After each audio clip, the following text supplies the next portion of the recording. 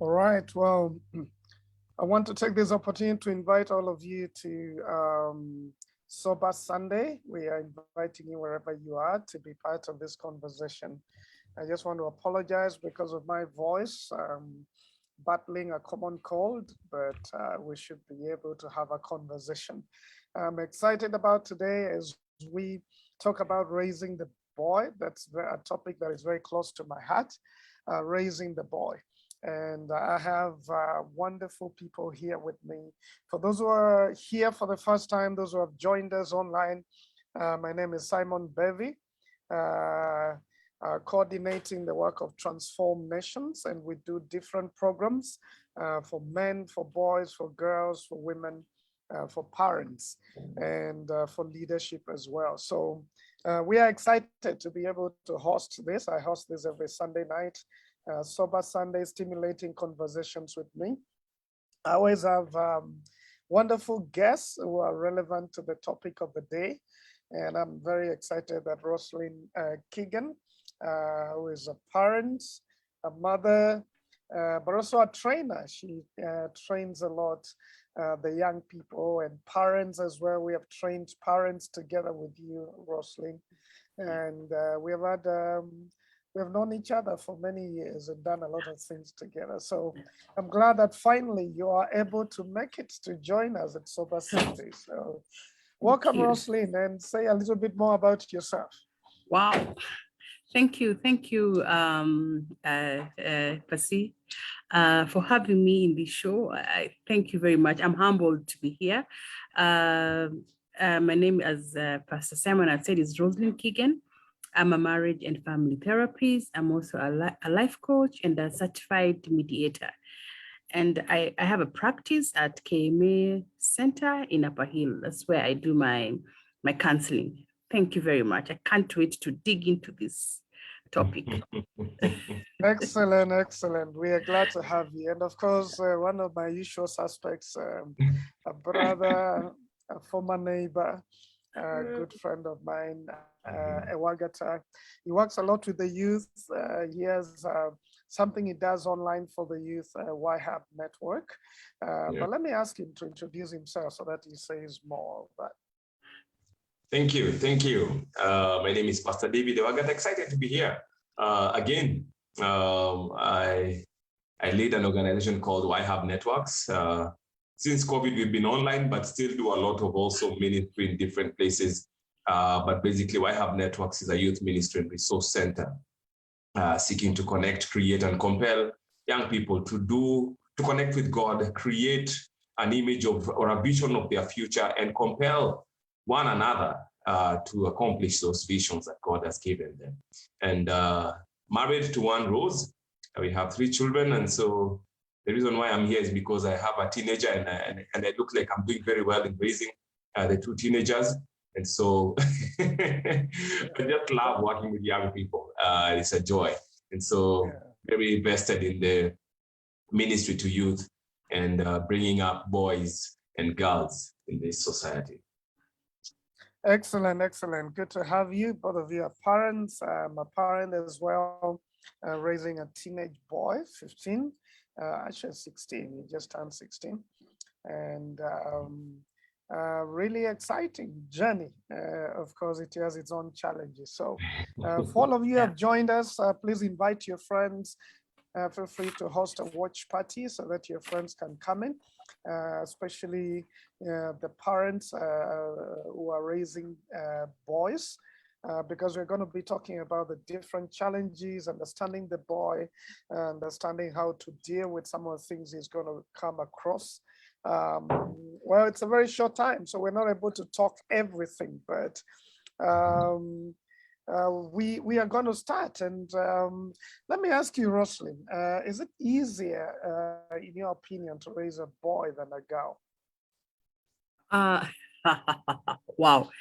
I think honestly, it's tougher to raise a boy than a girl. That's according to me.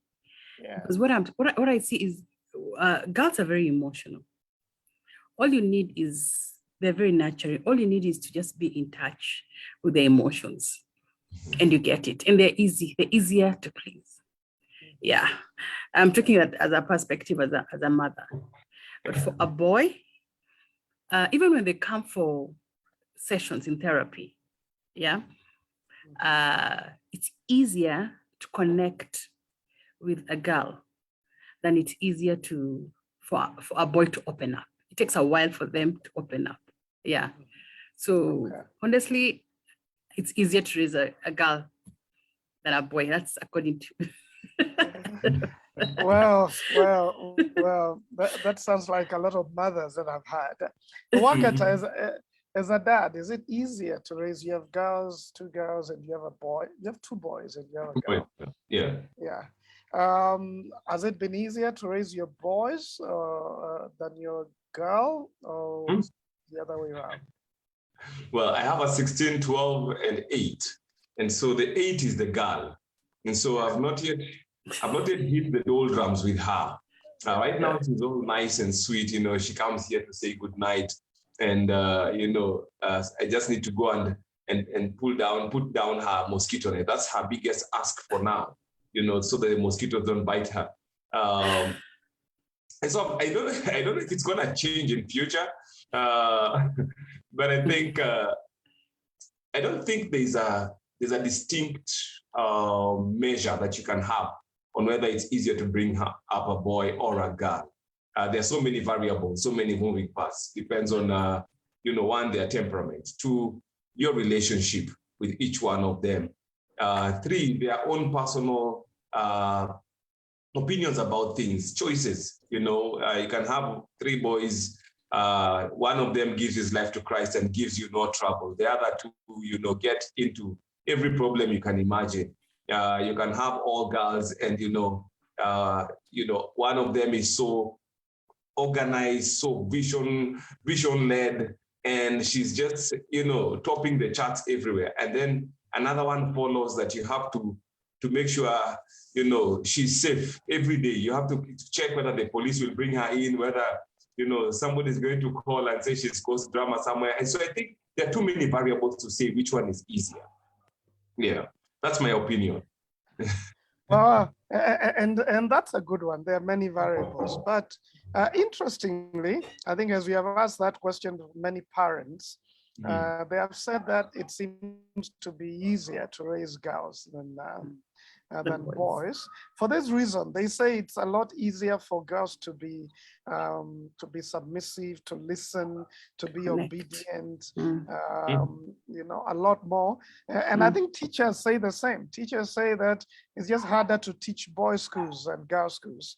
The girls' schools, you'll have less drama than you're gonna have in boys' schools. So it's interesting. It's a subjective question. A lot varies. There are some parents who have told me it was easier to raise my boy than my girls, but the majority of the people seem to think that it's harder to raise a boy. But be that as it may, there's someone's talking somewhere, but I'm sure we'll be fine. Be that as it may, we can begin by yes. Maybe it's just because girls look more receptive. It's not that they are softer or easier to raise. They just look more, even as a preacher, you feel easier to go and preach in a girls' school than a boys' school. I don't think it's about girls being softer and easier to raise. I think it's all about just the DNA, the nurturing part of the woman. Yeah. It's easier to connect with the women than it's easier to connect with boys. Yeah, you see, they're receptive. Receptive, not necessarily right, just receptive. I like it. I like the conversation. But let's begin there by actually talking about the differences between boys and girls. Some of the differences in the way that they approach life. Of course, we talk about the fact that in biology we are different. Boys are XY. Boys are XY. They have much more testosterone than girls would ever have. Girls have a lot more prolactin and other kind of nurturing I now forget the names. Ox. All right, I've written them down somewhere. All those hormones that make them nurturing and easier to connect. They produce a lot more of those hormones. So there are some innate differences just because of the XY and XX girls would have with boys. But also there are then the social construct, the way they have been constructed socially, the way they have been socialized, that will make boys and girls different. But let's begin by just talking about some of those innate differences and social differences between boys and girls. We can start with you, Roslyn. What are some of the glaring differences between boys and girls? Wow.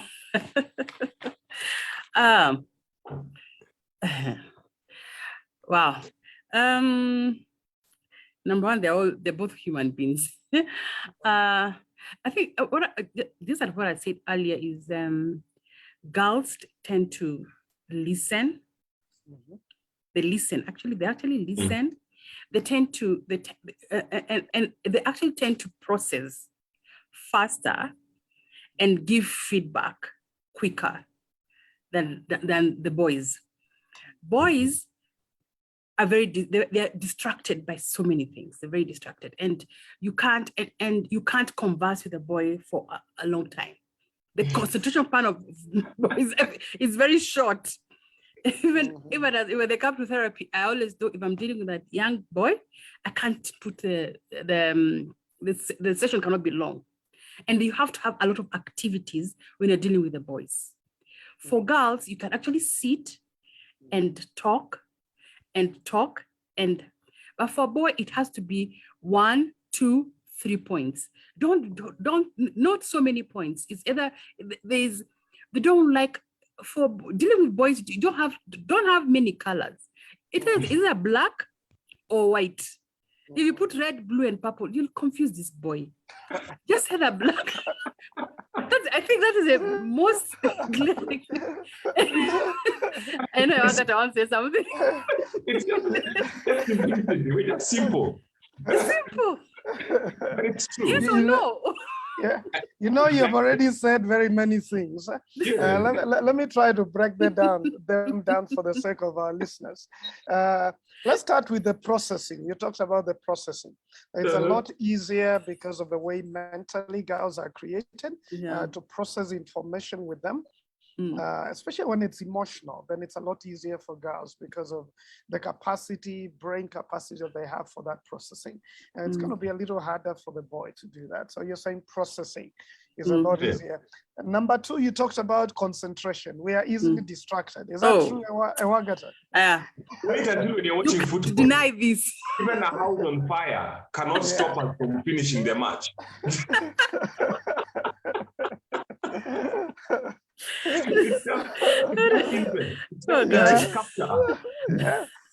Yes, some mothers complain that they talk to their boys and they're not listening. But I should tell them, actually, if a boy is watching football, for example, or is on their game on the phone, or is doing something, they can't hear you. You sound like background noise. They just hear some background noise there, and they're wondering what's going on because they are focused. And part of it is our brain wiring, that we live in small boxes in the brain. So when we are focused on one box, we are fully there. We are fully there. And we need to come out to be able to listen to you. So you trying to talk to us when we are focusing is very frustrating, even for us big boys.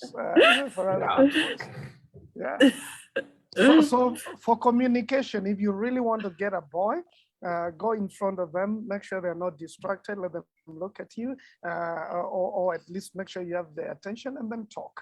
Because if they're focused on something else, they're probably not going to hear you. But there's even one interesting thing, Ewagata, that I read from a book. This guy has done a lot of research. He writes a lot about boys. He's a recognized psychologist and social scientist. Does a lot of research in America. And you know what he has said? He has said it's been proven that actually boys' hearing capacity doesn't grow as fast as girls. But for girls, by the time they are 6, is almost fully developed. But for boys, it goes up to 14, 15 years before it gets fully developed. So in a sense, the ability to hear different wavelengths and tones of voices is quite limited when they're growing up. And Roslyn, whenever I say that to mothers, they say, it looks like boys never catch up until old age. No, we take small cues, like, just like a dog, sit, stand, go, come. Don't create a whole movie out of it. Just concise information, that's what we make.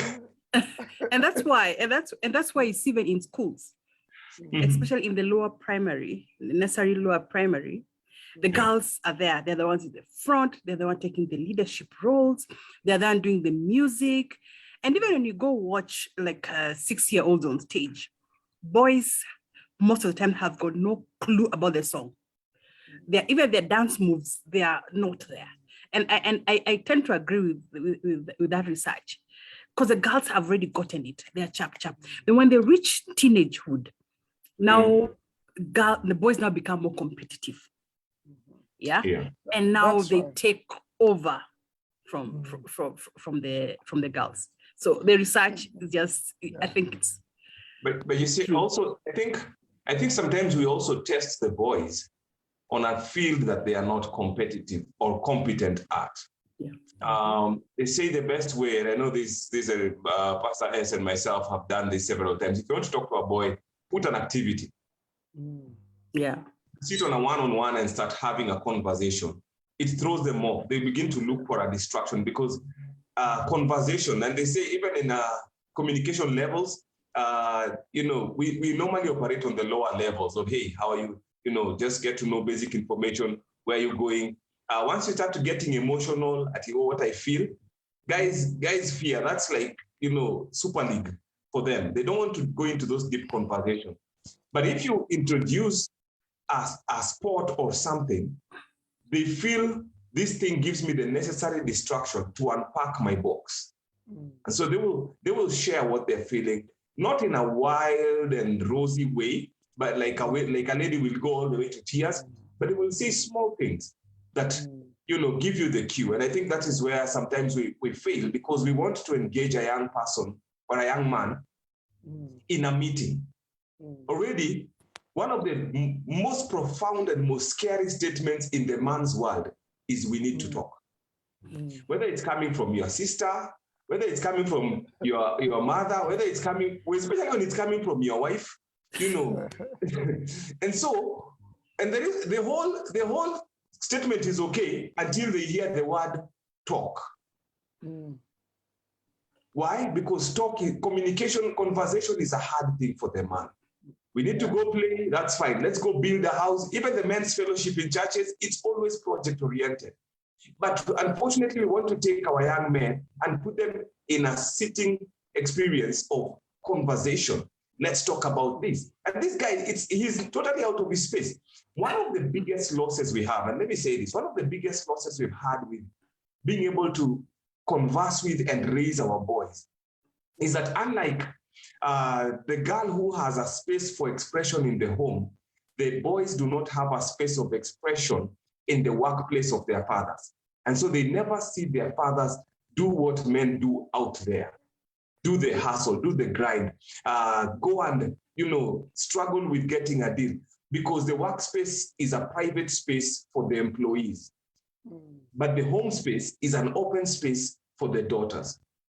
And so the young man can never see his father at work, cannot ask those questions, cannot see his interaction with his colleagues and ask, why did you not shout at that guy when he did this? Why did you not fire this guy? Or, and bring those conversations, because they can, from observation, they learn a lot. That is why a boy will go and sit at a PlayStation and figure it out, crack the whole thing, put it apart and put it back together.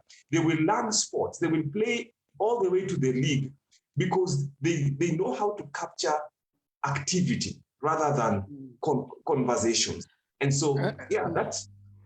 And I hear you. I think we're talking about the way we communicate.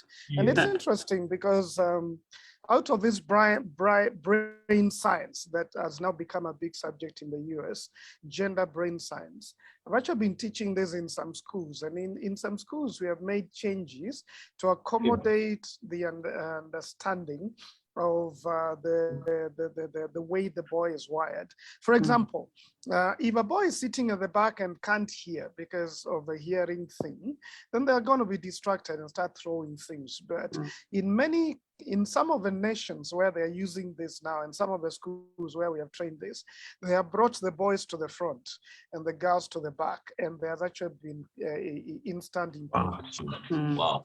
Instant improvement. And then we've also said, okay, the boy may not be able to hear and listen to stories for a long time. So in some of the schools, we have said, okay, after every 15 minutes, let the kids stand up, do an activity, do something, turn around, let the activity be connected to the subject, and then sit down again. After another 15 minutes, do that. And they have seen improved performance for the boys through that. So I think we're just talking about understanding the wiring so that you may be able to work with them. So as a parent, if you have a lecturer to give to the boy and you talk for 10 minutes, you have lost them. Yeah. But if you just summarize the points, this is what I'm saying, 1, 2, then they're going to hear you, right? Yeah. And what other difference do you see before we now go to just how to parent through the stages? So we've talked about concentration, listening, processing, activity-oriented. Boys are a lot more activity-oriented. Girls are a lot more relationship-oriented. That's why you'll find they have a lot more friendships that are real and deep than boys. We have talked about bottom line kind of thinking. Just get down to the bottom line. Don't give too many stories. Girls will remember the stories. Boys will remember what happened, what activity was in the story. And then lastly, we talked about color, and you joked about it, Roslyn. But actually, scientifically, boys are able to see certain colors when they're young, before they're around 9. If you put different colors in front of them, almost always, boys will go to the gray and black. And black.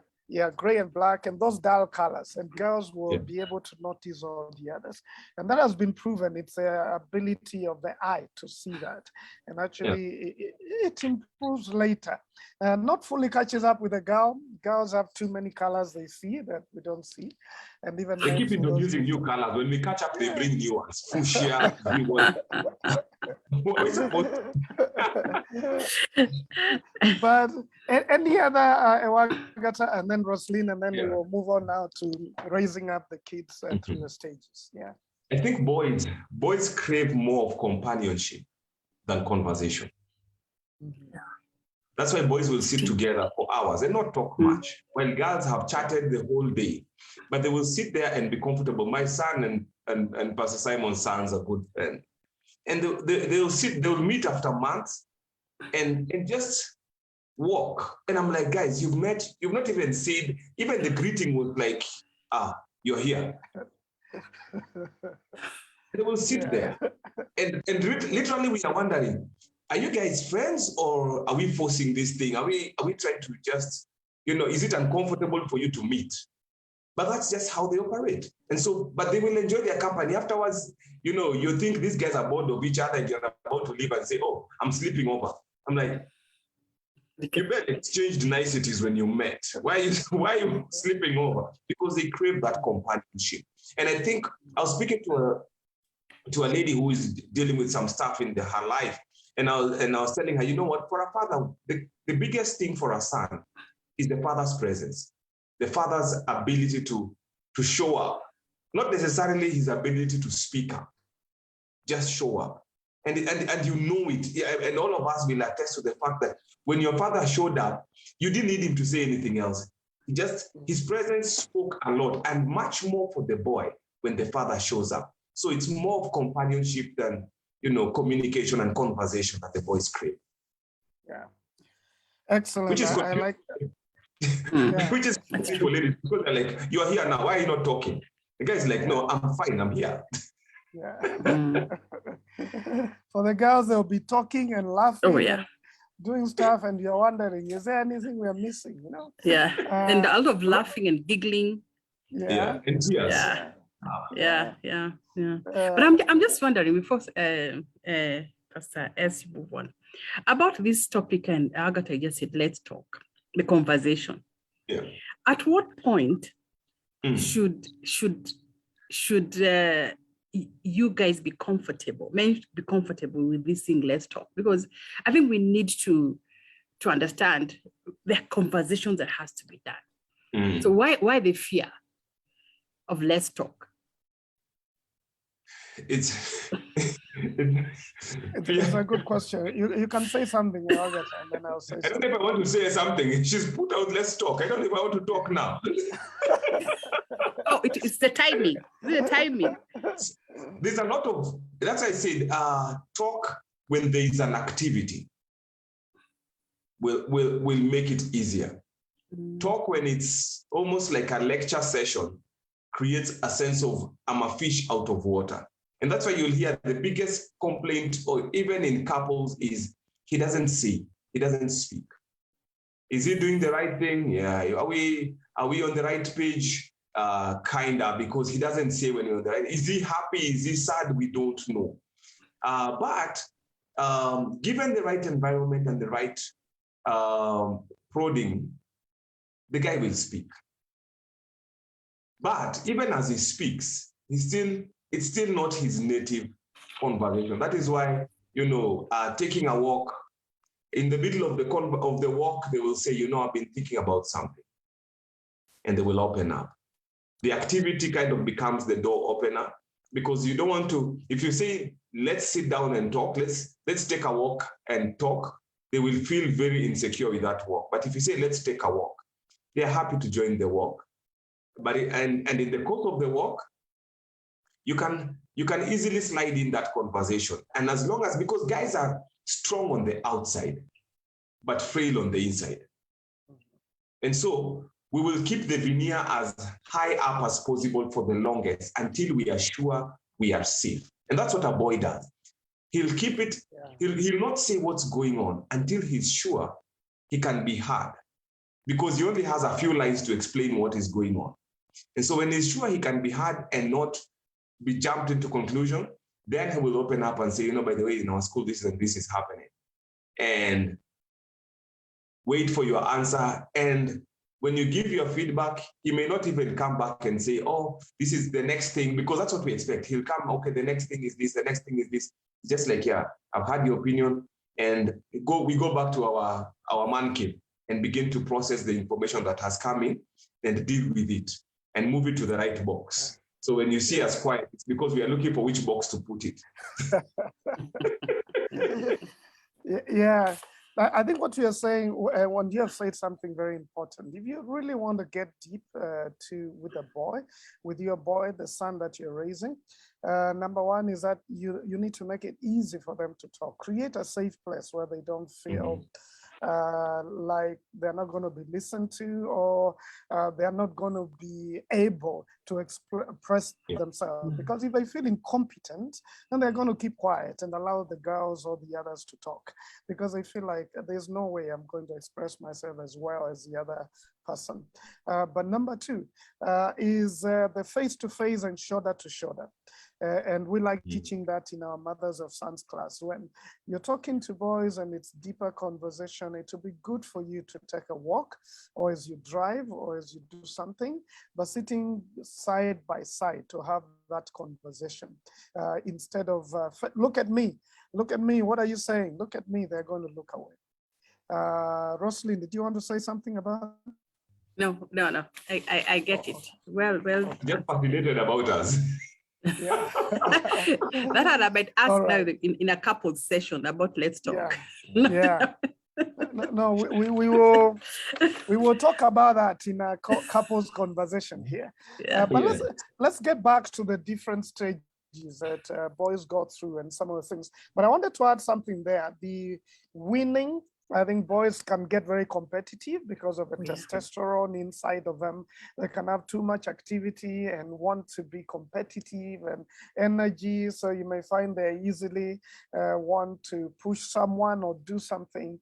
And sometimes you just need to train them how to calm down. But you may Yeah. find that they just have too much energy. And they like the kind of games that they will win and where there's a build up and a release, an instant release. That's what they like. But something that is taking, long before it can climax, that's pretty boring to many boys. Pastor, I just want to add, especially the video games that are coming up. Now there is no winning. Because you reach this level, you go to the next level, go to the next level, you go to the next level. There's no winning. Yeah. Oh, he's dropped off. So no, I don't know, maybe Ewagata, how do you now, because this is we are going to the technological world. Yeah. So how do you now navigate boys like that? Because there's no winning nowadays in these games. Yeah, they actually compete on the levels, and you'll hear them have conversations about what level are you on this game, and then I was fascinated that our kids got together with their friends on his birthday, and a few minutes later they were playing these games, and you can see his friend. He's on this phone, and he sees his friends on their gadgets. Somehow they have connected, and they're now playing the same game together, and they're like, "Oh, I'm on this level," and so. What that does is that it creates for them the same companionship. A sports field gives them. Yeah. And so they are playing, and I'm ahead of you, you beat me on this, and you see them just have those slight conversations and then go back to focus on the game. And so the competition has moved because these video game guys understand the craving for a young man to be on top of the game, to be ahead. And so they will not sleep. That's how you find guys have gone binge gaming. Now they are selling laptops. The most expensive laptops in the city right now are gaming laptops, not productivity laptops. It's gaming laptops. They have higher spec because they know this guy will be on this thing for 48 hours running. Why? He's knocking off the levels after another, the next level, and then they come out now and show off to their friends where they have reached. Yeah. So I think what we are saying is once you understand, and I like the thing of gaming because generally the studies show that boys are more likely to be addicted to gaming than girls. And part of it is just a competitive nature, and then the ability to communicate in other ways through the phone, not face to face. So they are a lot more comfortable that way. Another safer space for them. The gadget is safer place. So gadgets can be quite something. So I think we are saying these things as parents so that you know how to handle your boy. If it's too competitive, teach him collaboration as well.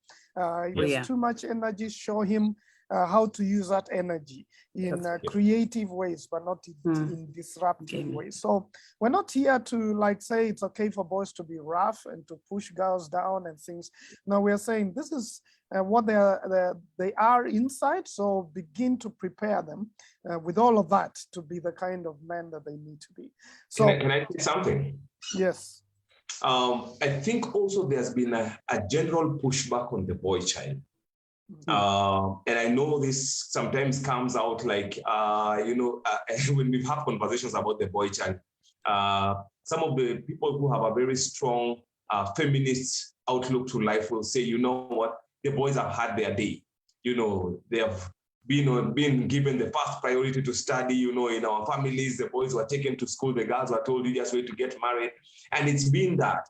And so the generation of boys who are coming up, actually I think probably the second generation of boys who grew up without the privileges that previous generations of boys kind of had, because you can't punish the child for the mistake of the father, all right? And so these boys have been visited on a shorthand, and so they feel it. They feel it when, you go to the boarding schools and you see what a girls' school looks like and what a boys' school looks like, and there's a stark difference. I can say that of schools that have the same name, This is what boys and this was the girls. I don't want to mention names. The principal is here listening.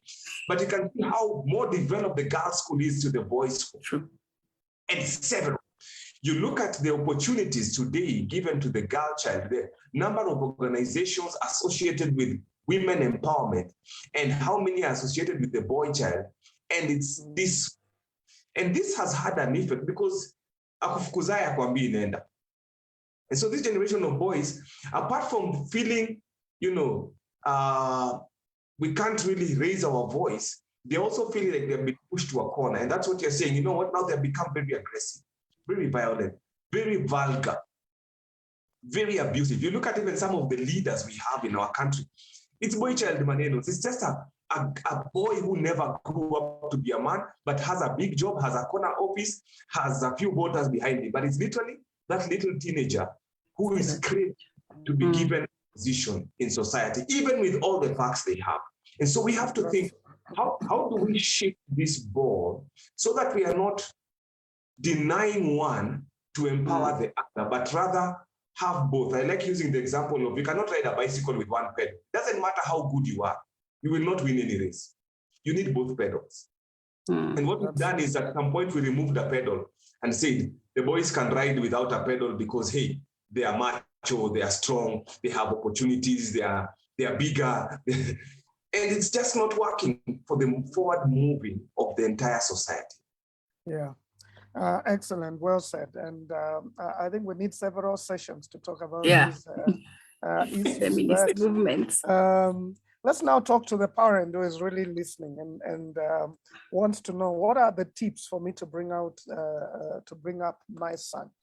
So we talk about the different stages that the boy goes through. Number one is 2 years to 4 years. There's a lot of the boy is very active, extremely active, Rosalind.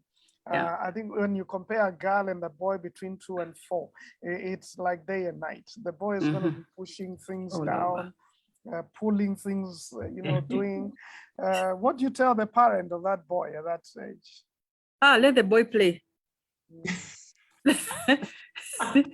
Let them play. I think I feel very concerned if I come in your house and you have a little boy and your house is sparkling clean. It means you're containing that boy. I mean, any house with a small child shouldn't be sparkling clean. Let that boy play. Let them climb up. Let them in a safe space, but let that boy play. Let the boy be the boy. Yeah. Because if they don't use that energy at that level, they'll use it later because the energy is still built up. So when they let them play, climb up, let them write your walls, write everything. And it's important for the child, for all the children to go through that stages. Do not curtail. Buy a ball. Let them break they'll break windows. They'll break the TV, but let your son play. Yeah. So also create a space for them to play. Instead of telling them don't jump or don't do this, show them where to do it because they're going to do it. It's a safe place. Don't do it here, but go and do it out there. And show them where to do it because buy them the right toys. Because what I found with many mothers is that they are very, my boy is going to die. He's going to break his neck. But they're going to be okay. Do you know, I can remember, sorry to interrupt you. When growing up, the number of boys that had broken, I don't see that nowadays, broken limbs in our family. I mean, even in our neighborhood, hands, limbs, bandage, what? There is just so much. I don't see bandages. You can't break anything on a PlayStation. And the bones of young people, they'll heal very quickly. Very quickly. Take them to the playground. I mean, let those young boys play. Teach them boundaries. Teach them boundaries, but let them expend their energy. Don't begin to beat them because of energy. Show them how to use it. Show them how to use the energy to channel it well. Because if you tell them not to use that energy, then they're going to grow very withdrawn because there's something inside of them that needs to be expressed. They'll buy a And then you don't Subaru. want to- Yeah. They'll buy All right. their The first next salary. stage, the next stage, Ewagata, is the lover stage. We call it, someone has called it the lover stage. Between 5 and 8 years, that's when the boy comes closest to the girl. You know, she becomes very expressive. He becomes very expressive. You find the boy begins to cry about small things. They begin to want to hug all the time. 5 to 8 years is when their emotions, they get an emotional rebirth. It's like now they're beginning to feel things and become very, so that they're in touch with their femininity, so to speak, with their feminine side. They can express themselves a lot better. And that's an important time for them to connect with their dads. Because that's the time they're understanding connection. If the dad is not there around 8, 9, thereabouts, the latter stage of that lover stage, then they begin to yearn for a male-to-male connection. They really want that. So it's very important for the dad to be there during the lover stage. But of course, that's the time that the mother, Ewagata, needs to help this child know how to process, because now the mom here has an upper hand in terms of helping the boy express himself, deal with emotions and stuff like that. And I'm sure you've seen that, Ewagata, with Rose. Your wife being able to connect very well, especially I think your second son was very very emotional during that stage. Yeah, I'm wondering when it ends, because he's 12 and he's still there. You know, he will argue 5, 10 times a day. And that's what I'm saying. They're kids who, you know, my firstborn doesn't care for those. I didn't even notice that lover stage with him. But with the secondborn, who's just turned 12, I mean, he will cry. He will be very emotional. He will hold it in his heart.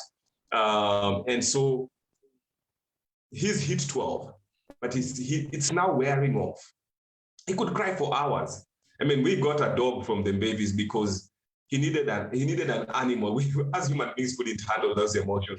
He needed a little puppy that is always available to be cuddled and all. And let me tell you, it flipped for him his outlook.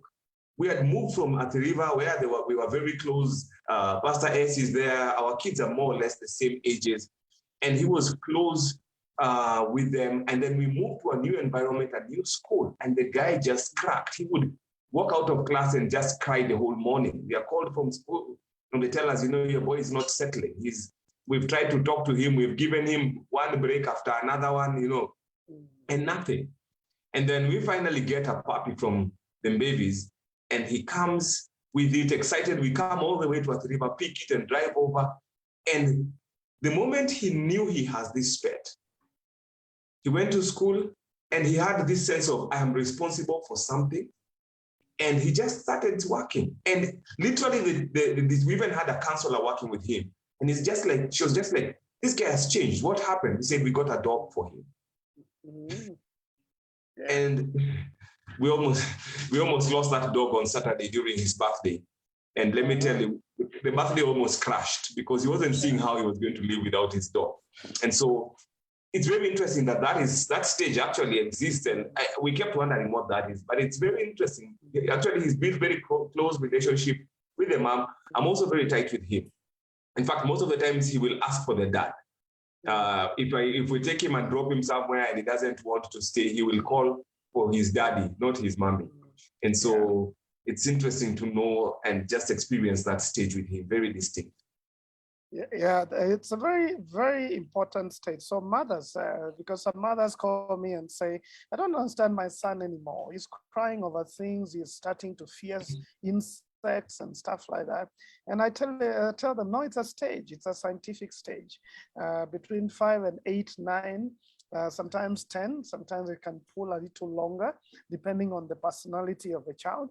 But that's the time they need a lot of tenderness, a lot of training on obedience, because that's when they have a sense of justice. Around that time, Roslyn, they keep telling you, Mom, don't do that. You said we shouldn't do that. And they have this sense of justice, which is a stage again. They're beginning to say that that's not fair.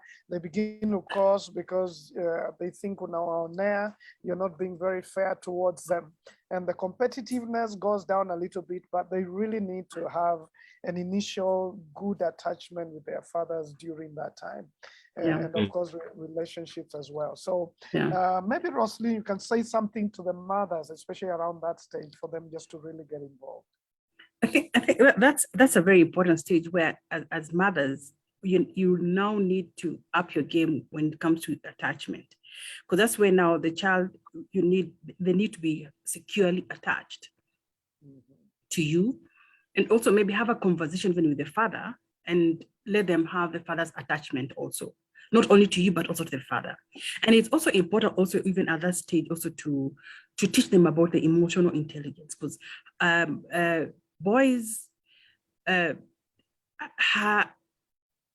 take so long to understand the emotions that they're feeling. And if you do not train them, the emotions that they're feeling, that's what mental illness or stress levels come up as they grow up. So when they are crying, you need to ask them, why are you crying? I can see you're crying. What is it? Or I can see you are angry. What is it? Yeah. Teach them those emotions. Let them say the emotion. I'm angry. Why are you angry? What is it? So how do you deal with that anger? And the other stage where they like pulling girls' hair. And the girls, they pull girls' hair. The girls they like are the ones that they bully. They don't know that. Yeah. But maybe there's fighting in school. You need to train them. You know what? I know you're angry. I can see you're angry. But when you're angry, you do not fight. When you're angry, all those things that treat them emotions. That as they grow up into now men, they know how to deal with emotions. Because half the time, the guys, most of the men that come for therapy, they don't know. You find a man as 40 years, they don't know how to deal with the emotions. The emotions have been bottled up because they were not told it's okay to cry, it's okay to be angry, it's okay to feel sad, it's okay to express, because somewhere it's okay to talk about how you're feeling, not to suppress it. And that's the stage you can start having those conversations with them. Excellent. You have said it very well. And I think the two key responsibilities for mothers up to around preteen is really attachment and containment. Teaching the kids relationship, being very close with them, but also helping them manage their own emotions, name the emotions and manage their emotions. Containment is a very mother responsibility. Men just don't do that very well. So I like it that you have encouraged the mothers to be very keen during that time. A lot of boys who don't understand their emotions well and ability to connect well with others later actually points to their inability to connect well and be trained by their mothers earlier on those two areas. So excellent way of putting it. But let's go to preteen now, the individual stage, when they're beginning to pull away from their mother to get to know who they are and to feel different. At that point, they are searching for themselves. They're searching for their identity. They're evolving, as it were. And they can get very experimental. They're trying things here and there. And Wagata, you are on that stage and you've seen your boys there where they're trying everything, whether it's going to work. And they can look very disruptive during that. They're trying to prove something. So they're trying to do something with the TV, they break it, try something else with jump from one place, they break a leg or do something else. It's when testosterone levels begin to go very high for the boy. Yeah. Go ahead.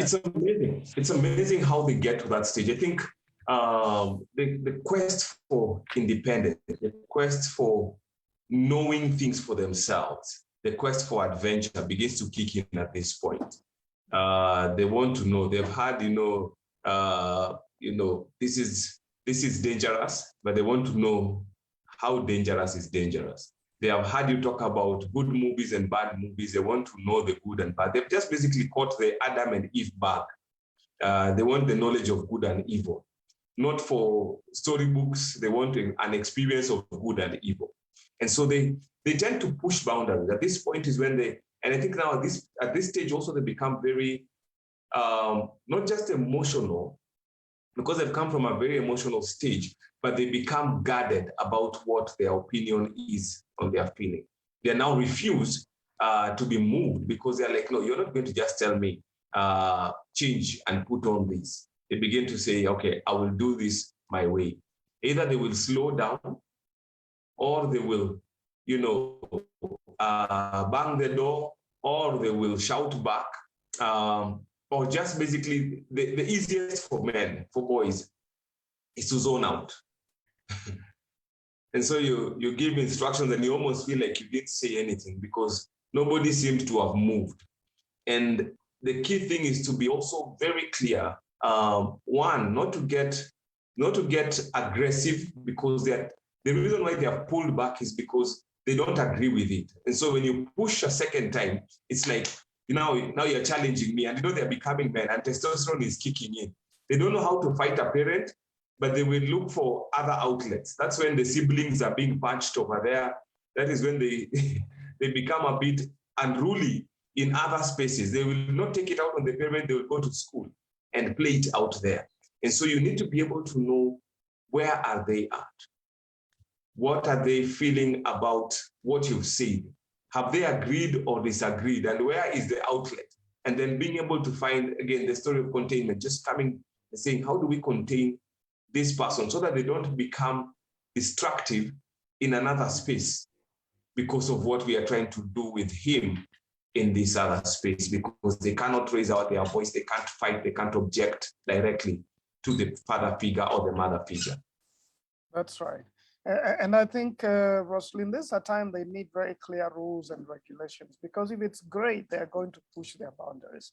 But they need it to be clear, and they want to say, but you did not say that was bad, so I did it. So they need very clear rules and regulations. They also need information about what is happening, because this is not a permission for them. Like I remember at some point telling my kids, I think I mentioned it last week, if you bang the door, then I'm going to remove the door. We don't do that here. If you're feeling certain things, this is not how you express them. There are other ways to express them, and being able to help them, as you said earlier, Roslyn, to help them be able to express what they are feeling. They just want to feel like, give me independence, but they need you to walk with them, to tell them, yes, I'll give you the independence, but this is how I guide you because you're still a child. So they still need a lot of information and the parental involvement. Otherwise, they can easily get into drugs, in experimenting, into pornography, into other things like those. Roslyn. Yeah. And this is the stage where they don't want to be hugged by mothers. That's a pristine stage. Now, it's like, I think for me, I'm seeing this as a stage where now the understanding, masculinity is checking in.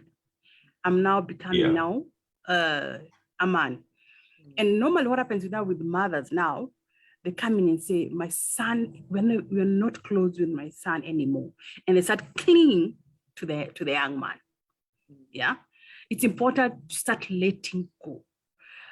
So you don't, as a mother, don't have the need to be needed by your son. I don't know if I'm making it clear. You just have that need to be needed. Help your son to grow up into now, raise him now to be now the man, because now he's looking for that masculinity. If the father is not there, because what happens is now mothers will want to now, this is my son. No, the father, no. So bring in the father. Help the father come in. If there is no father around, get somebody around, because this is what now they're crabbing. They're seeing people around.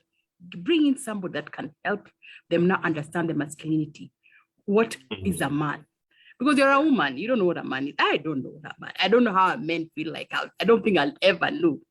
So you need another man to help them understand how they feel like. That's the stage they are in now. Yeah. Yeah, and that's a stage they begin to identify with male gender. Yes. Yeah. And Ewagata, the story of Jesus, he was 12 when he got lost in the temple. Mm. And he was with the fellow men there. And when they found him later, they asked, how could you do this to us? And he just disappeared. And we didn't know where you are. And he said, I needed to be about my father's business. It's like at that time, they're beginning to understand their identity, but also their purpose. And they also need to identify with the male gender. So they need that space. So I like what you said, Roslyn, because it's a release. For mothers, they need to begin to release the young. Oh, yes. It's difficult. It's difficult. Yeah. It's very difficult, but it needs to be done. Yeah. Ewagata, you mentioned something very important about kids. Generally, even the girls, but we're talking about the boys, they tend to be very critical. But you say something, they respond. You say another thing, they're like criticizing. And sometimes parents take that very hard. What are some of the ways a parent can handle that in a healthy way? I think first we have to deal with our own insecurities as parents, because sometimes we react to our children based on how we behave. When your child comes in at 8 p.m., you know they were smoking weed, because when you showed up at 8 p.m. in your youth, you were smoking weed. so you just copy paste, just like, it's before 8 p.m., it's okay. But after 8 p.m., I know it was weed. I know it was like a boyfriend or a girlfriend somewhere. And so you react to them based on your past. You need to deal with your past. You need to realize your child may not even be interested in the things that you were interested in at that time. They might even have been in a prayer meeting, for crying out loud, you know, but you're just coming there. I know what you've been doing. And the boy is like, I wish you knew what I was doing, because it was going to be helpful for you as well if I succeeded in what I was doing overnight. But that said, parents need to deal with their own insecurities. Two, parents need to be able to understand that this is a natural process. The teenage years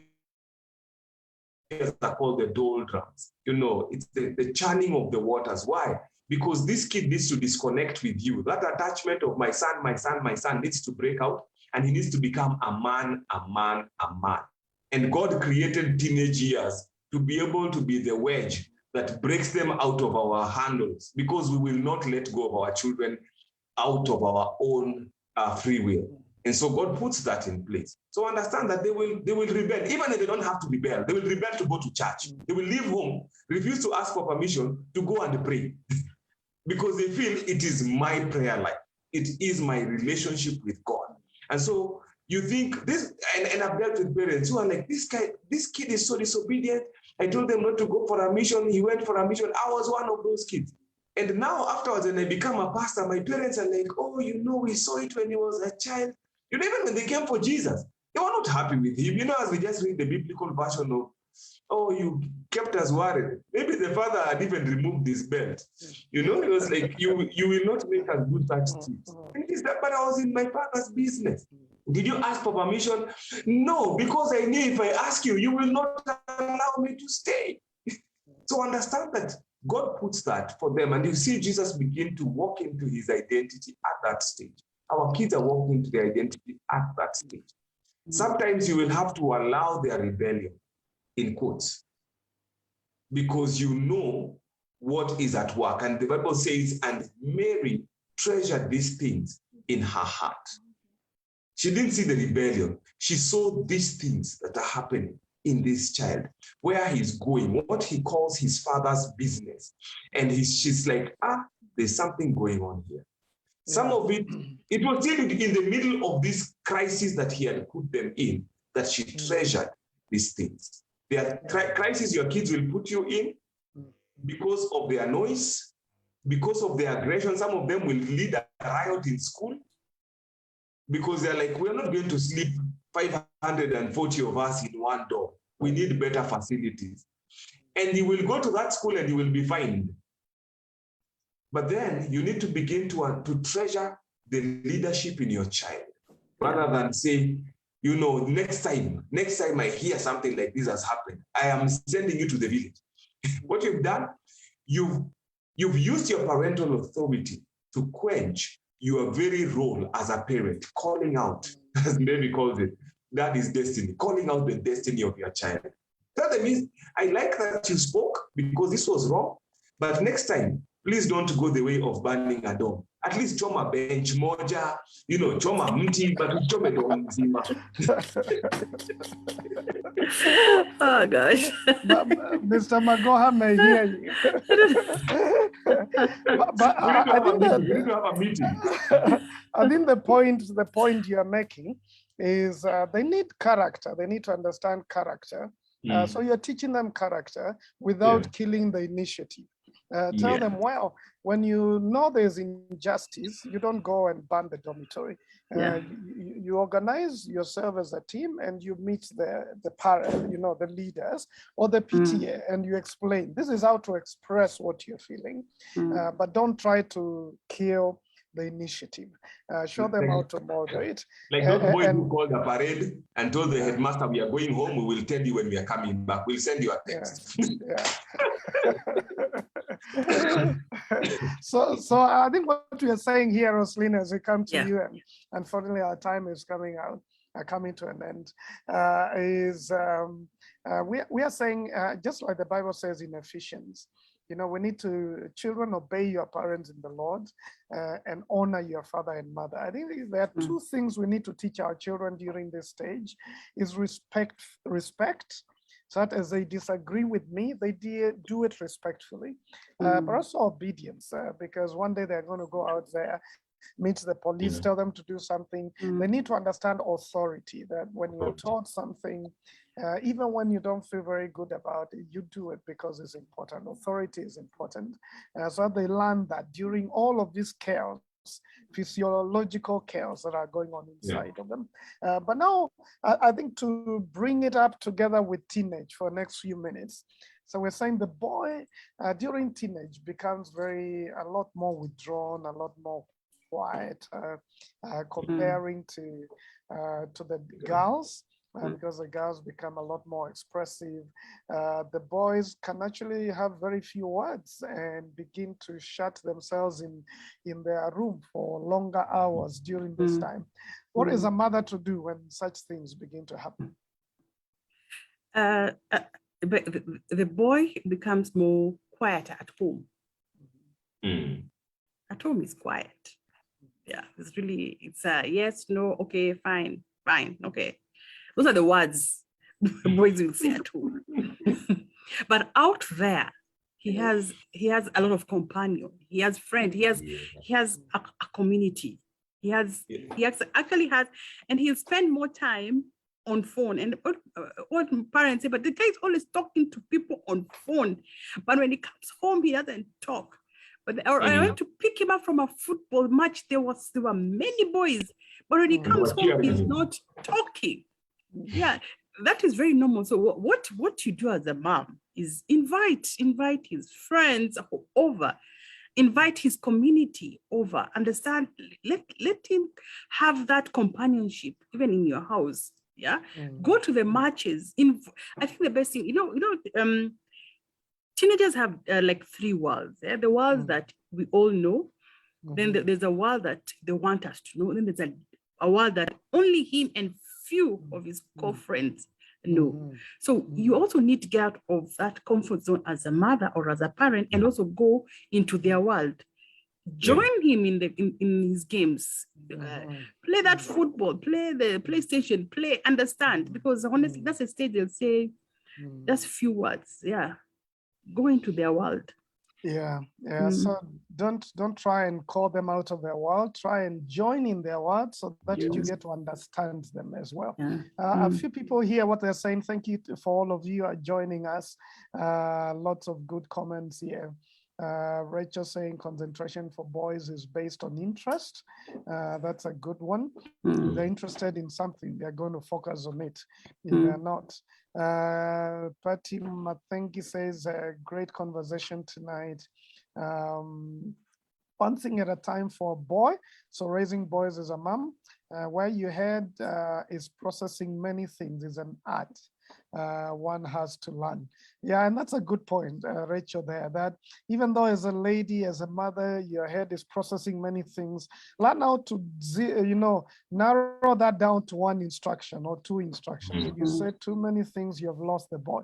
I remember we used to send our son, and especially the mother, would send our son to the room and say like 5 things, go and do this and do that and do that, and then come. And then he would go, he would just go and then come and say, what did you say? So he had the last instruction to come back, but he can't remember what else he was to do in between there. So just be straight to the point. Huh? I'm very sure some people were so annoyed. Yeah. We take simple instructions, come. Yeah. Say come. Let us first of all arrive. Yeah. And then So a good one. Kizungu mingi inapoteza mtoto. Yeah, just say a few, 2 or 3 things, and where possible, repeat. And as did you hear what I said? What did I say? After me. Yeah. Daisy says, now I understand why I can call my son 10 times when he's riding his bike. He's in that box. Yes, Rachel. Milka says, wow, this is very insightful conversation, learning a lot on how to communicate with my son. Wonderful things. Thanks, all of you. Emma say, I agree with letting the boys play because boys are very agile. My 12-year-old is very particular in what he says and he hides his weaknesses. So I believe all of you are learning some things, and maybe as we conclude, each one of you could say some concluding remarks. But one of the things that I've realized is that boys can easily get off the handle if you're not authoritative during this teenage stage. We're not saying authoritarian. You should not be a dictator, but authoritative. I think I've gone to some schools where I went to speak to the boys, and the head teacher is talking to them and they are still talking. And it's like, it doesn't mind. And the boys continue talking. And then I stand, and of course I'm a guest, and I tell them, all right, I'm not going to talk unless all of you keep quiet. And I have a soft voice. So I'm not shouting, but I just tell them authoritatively, I'm not going to talk unless you stop talking. And then it just dies down. And then I say, if I see you talking, I'm going to kick you out of this room so that I talk to those who want to listen. And suddenly I have more authority than the head teacher in that school because I was authoritative. And if you don't show that to boys, they're going to run down the house. They're going to burn the house. Yeah. So I should tell mothers, be authoritative. Don't keep pleading and repeating. There's a way that you can speak that you are taken seriously. That this is what I mean, and I mean it. Because boys understand rules, regulations, and authority. That's why the army does very well for men. Because here is, you don't ask questions. This is what I tell you to do. You do. There are clear rules. There's authority. You know who is in authority. That works very well. But maybe just for each one of you to say some final just words to the mothers and fathers and teachers, because there are teachers here who are also raising boys through school, and caretakers as well. But what would be your advice as a mother, Roslyn, and then we'll come to Walgett. Okay. I like that. It's very important is to be, I always say, being strict doesn't work. Being firm work. Be firm, boundaries that are not shifting. If it's a yes, it's a yes. If it's a no, it's a no. And there has to be consequences. And those consequences have to be felt. And it's okay for your son to make a mistake. because you take that as a teachable moment. Because if you overprotect the son and put your son in a bubble, they won't make a mistake. You won't allow them to make a mistake. And what happens when they grow up and become men, now you're giving the wife to teach them how to, So let your child make those mistakes when they're at home. And lastly is you need to accept your child, your son, as who they are, and stop comparing them with other siblings, or comparing them with you, or comparing them with even your neighbor's child. Accept them as they are and bring them up to the best, to God's purpose for them, for just God's purpose. Yeah, just accept them. Yeah, and understand who you are as a parent. Yeah. Excellent. Acceptance is very crucial, especially during the preteen and teenage time. Acceptance, affection, and affirmation. Those 3 years are very crucial. Ewagata, last advice to the parents and all of the community as we raise our sons. All right. As I conclude, I just want to say, pray for your kids. Pray for those boys. As we said, the teenage years are not easy. They're very emotional. And because our culture doesn't allow boys to express their emotions, then they bottle up a lot. And so pray that God gives you favor with them to be able to get into that space. Like you say, don't wait for them to come into your space, go into their spaces. Pray for favor to be able to build a friendship and a closeness with them, not a manipulative relationship where you want to know what's going on, but a genuine, interested relationship. Pray that God would help you to still remain your son's hero, even when he's in the middle of his teens. I'm fascinated by my son, the 16-year-old, that he wants to change his name to Ewagata Jr. Many guys, when I was his age, I didn't even want to use my surname because I was like, I don't even want to be related to my dad. I don't want to be associated with him. But he finds that very fascinating. And he got me to go and speak in his school last Friday. And he kept telling the teacher, you know what, you need to get my dad in. And when I walked into the room, he was with his crowd of friends back there, cheering the loudest, And I was like, man, it looks like, guys began to look like I paid him to get a crowd for hire to come and cheer for me when I'm coming in. And I consider that such a privilege because I know of many fathers like myself who would not want to associate with their father. And so to be able to see that in my 16-year-old, that he still treasures the relationship, he wants to be close to me, I consider that sheer miracle. Because I think I can have dad jokes, I can have, I can be a bit, difficult with him sometimes. I just want things my way. And so for him to still say, I know you're good and bad, but I really like to be your son. I really like to be associated with you. And that's basically just something that I can't say there are good things I've done. I can just say it's by God's grace. And some of the lessons we've learned as we've raised our boys with Simon and other men who have, we've gathered thoughts around this conversation. So pray for favor. Pray for God's guidance. Pray for God's grace to be able to still be able to speak in your son's life, whichever season he's at, wherever he's at. Excellent. Very good words. Very good words. I think just in summary, we're saying be encouraged as you raise boys. They're going to be unique in certain ways. They may not be like your daughter because they are sons. They are different. So understand their differences. Walk with them through the different stages. Know what they need. And, that's why we do the different programs that we are doing for fathers, intentional dads. We get to train them how to understand their kids and walk with them through all of these stages in detail. And then intentional moms or mothers of sons, where we also train them that. So You're welcome to learn more.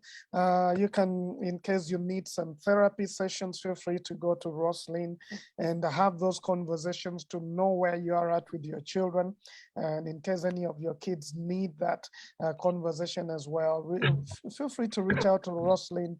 And Wagata is here. He's also, as a youth pastor, gets involved a lot with boys and girls.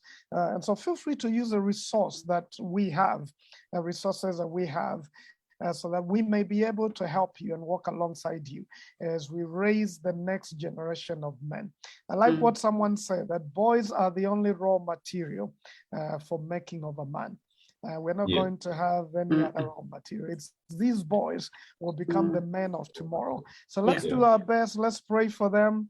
Let's build character and competence in them as we raise them up and know that it's going to be well. So thank you, everyone, for joining in. We pray for God's blessings.